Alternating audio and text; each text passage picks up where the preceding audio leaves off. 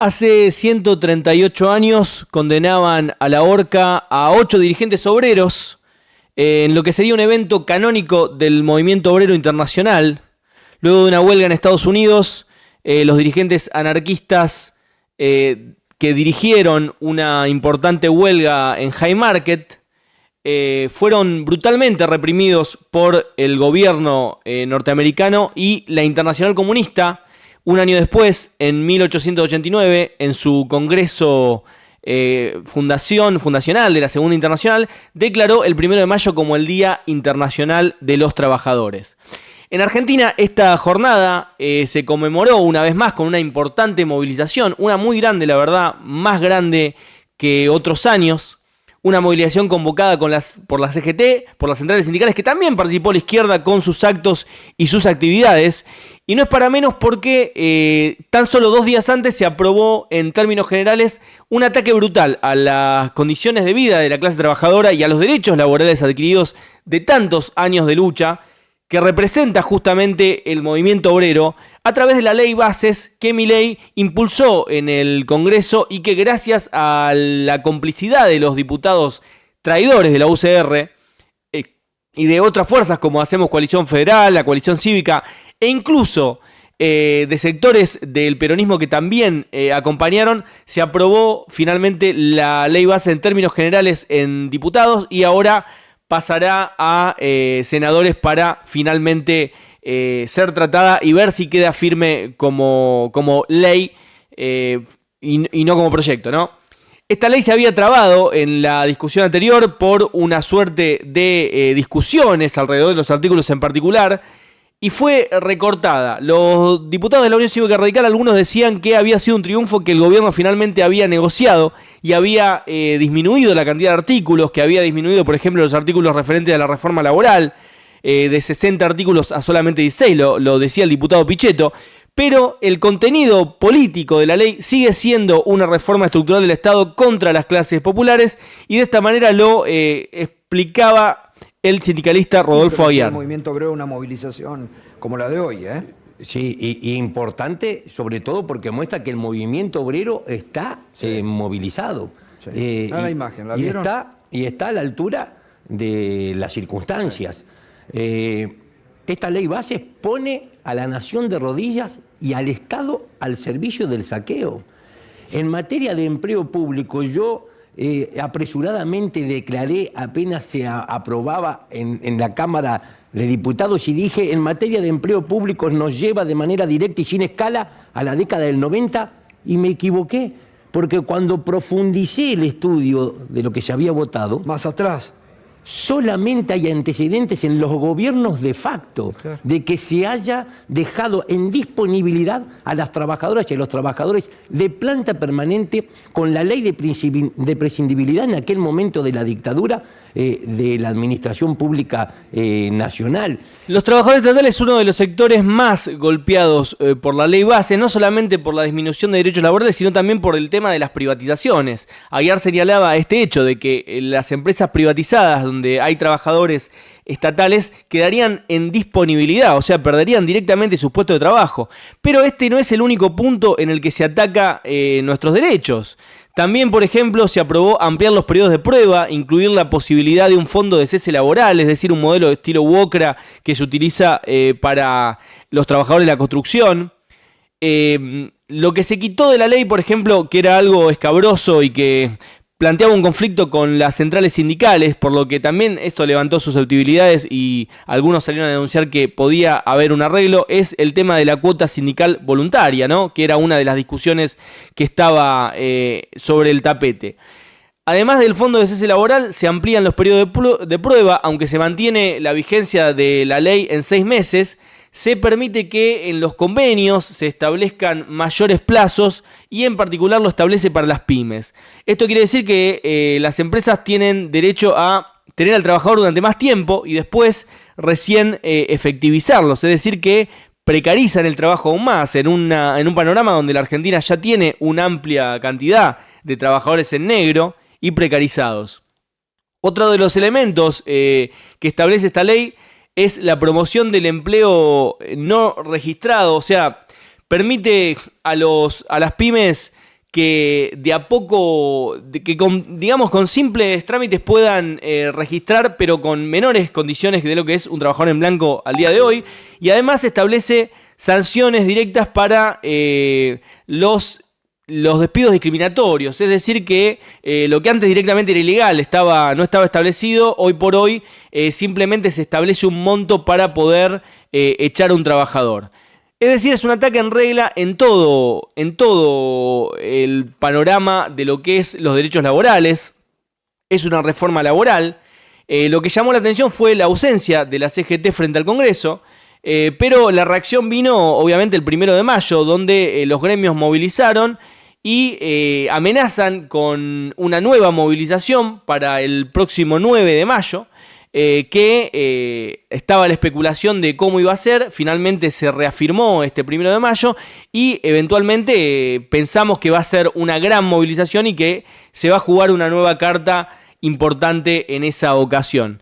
León Gieco tiene una canción, Solo le pido a Dios, donde en un momento la letra dice: si un traidor puede más que unos cuantos, que esos cuantos no lo olviden fácilmente. Uno de los traidores o el emblema de lo que es un político mentiroso, ¿no? Lo mencionábamos también en la editorial pasada, lo veíamos con la Marcha Federal Educativa, fue Rodrigo de Loredo, el jefe de la bancada radical, que ya habíamos marcado su contradicción al apoyar la educación pública, participar de la marcha estudiantil y después evitar votar el presupuesto educativo cuando se reunió el Congreso. Esta vez hizo otro papelón, ya es el tercero que hace, ¿no? El primero había sido llorar en cámara cuando no se aprobó la ley base la primera vez, diciendo nosotros somos reformistas. Esta vez dio un discurso que parecía opositor en la forma, pero era completamente oficialista en el contenido. Vamos a escucharlo. Para terminar, presidente, que me he extendido en el tiempo, déjeme decirle 3 cosas. Este gobierno está llevando adelante un ajuste con una voracidad fiscal arrolladora, que lo argumenta desde una racionalidad teórica, pero que lo ejecuta de una forma cruel. Se jactan de los despidos, se jactan de la interrupción de servicios, sin reparar que hay personas atrás de cada una de esas decisiones. Hay que tener cuidado, señor presidente, siempre, de aquellos que divorcian la razón del corazón. Aquellos que solo sienten y no razonan no te llevan a ningún lado. Aquellos que construyen un razonamiento teórico sin sentir, ya nos lo dijo Francisco de Goya, construyen sueños que fabrican monstruos, señor presidente. Lo segundo que le quiero decir, este bloque no va a acompañarlos a ustedes. Va a acompañar al pueblo de la República Argentina, que alberga una esperanza que la ha convertido prácticamente en una religión, porque es una fe y que ustedes han sabido consolidar con esa prédica biblia, que las tablas de Moisés, que el cruce del desierto, que las fuerzas del cielo, pero la historia ya conoce, presidente, de quienes venían con la Biblia en la mano y lo esperaban con las tierras, le prometieron rezar, cerrar los ojos. Cuando los abrieron tenían la Biblia en la mano y se habían quedado con las tierras. Vamos a estar observando, presidente, por qué no se meten con Tierra del Fuego aún hoy.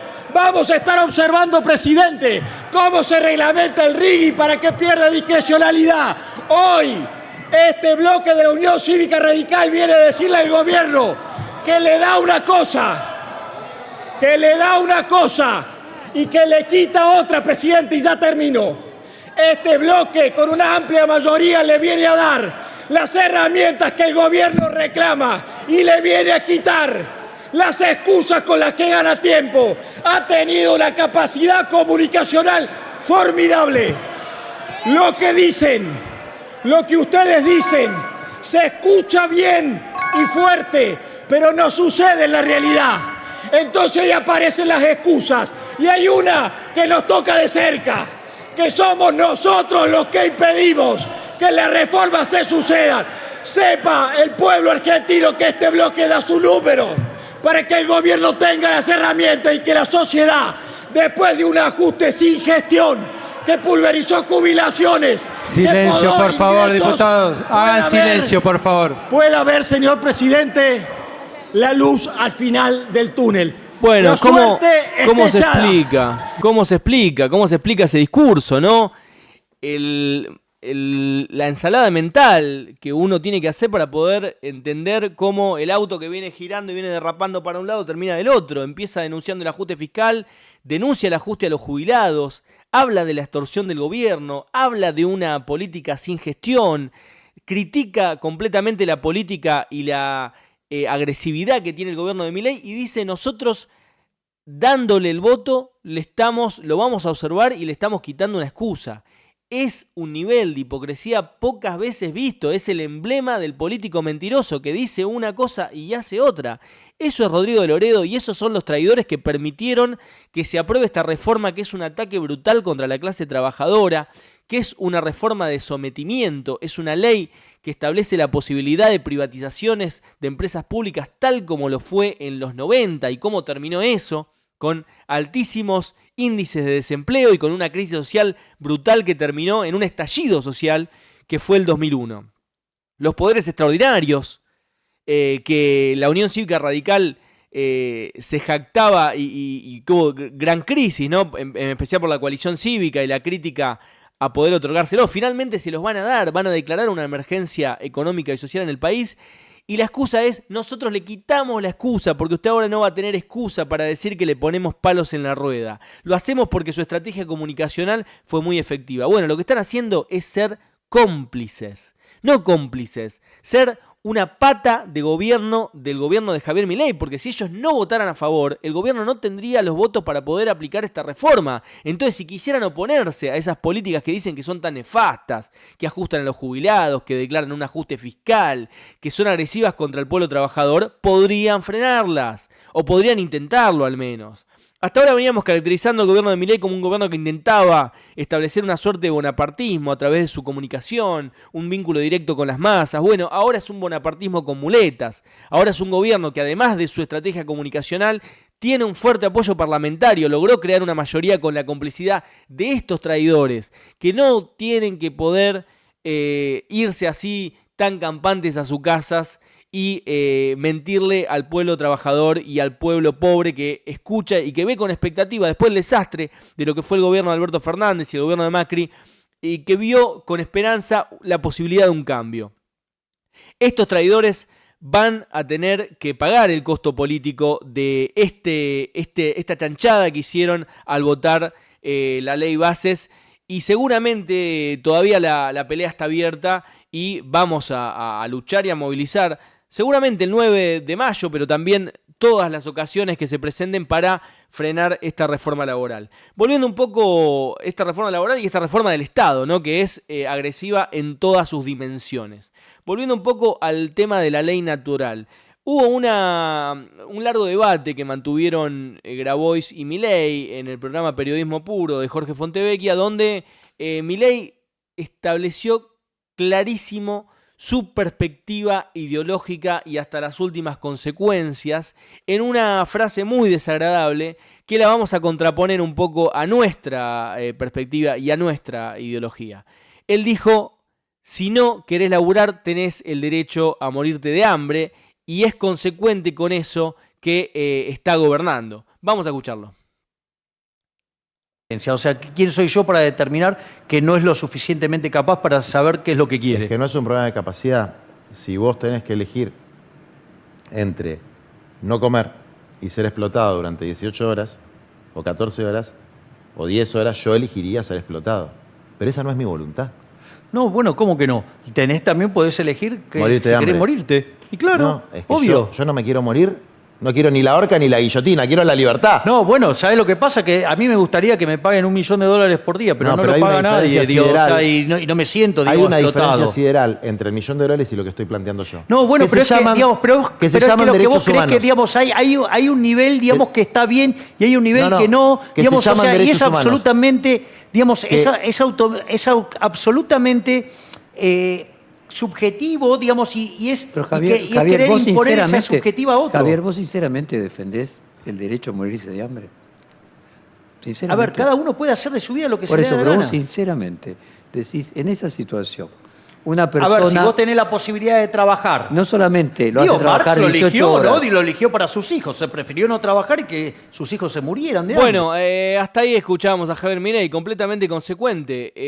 Las leyes del mercado tienen que regular el trabajo, y si no hay trabajo tenés la posibilidad de trabajar 14 horas o morirte de hambre, o vivir una vida miserable, completamente explotado. ¿Por qué? Porque esa visión ve al trabajador como un objeto, ve al trabajador como una mercancía, ve al mercado como el dios al que hay que rendirle pleitesía y hay que someterse completamente. Bueno, nosotros tenemos otra visión. Los socialistas y todos los que luchamos por los derechos humanos, incluso por los derechos democráticos, establecemos otras lógicas. Establecemos que queremos una sociedad donde se pueda vivir dignamente, donde uno pueda vivir, trabajar, que el salario te alcance para comer, que te alcance para ir al supermercado, para mantener a tus hijos, para mantener a tu familia y para poder también tener tiempo de ocio. Por eso luchaban los mártires de Chicago y por eso también es tan emblemático y se opone tanto esta visión del anarcocapitalista. Milei es tan opuesta a la visión de esos mártires, de esos compañeros y compañeras que dejaron la sangre luchando por los derechos de la clase trabajadora. Uno de ellos, Engel, de 50 años, era el más chistoso del grupo, era el que les levantaba el ánimo a los compañeros que estaban condenados, y dio un emotivo discurso ante la horca, ¿no? Ante el momento en el que iban a condenarlos, en el que dijo algo que es muy interesante y que quedó en la historia del movimiento obrero para siempre. ¿En qué consiste mi crimen? En que he trabajado por el establecimiento de un sistema social donde sea imposible que mientras unos amontonan millones, otros caigan en la degradación y la miseria. Así como el agua y el aire son libres para todos, así la tierra y las invenciones de los hombres de ciencia deben ser utilizadas en beneficio de todos. Vuestras leyes están en oposición con las de la naturaleza y mediante ellas roban a las masas el derecho a la vida, la libertad y el bienestar. No combato individualmente a los capitalistas, combato al sistema que produce sus privilegios. Mi más ardiente deseo es que los trabajadores sepan quiénes son sus enemigos y quiénes son sus amigos. Desde Resistencia Online hacemos nuestras estas palabras. Las leyes del mercado no son las leyes naturales de la vida y los seres humanos debemos organizar nuestra vida en función de los derechos humanos, en función de nuestros propios intereses y en función de que todos podamos tener una vida digna. Hoy, el gobierno de Javier Milei, junto a los cómplices traidores de la UCR y de los otros bloques que votaron la ley Bases, están amenazando conquistas históricas del movimiento obrero.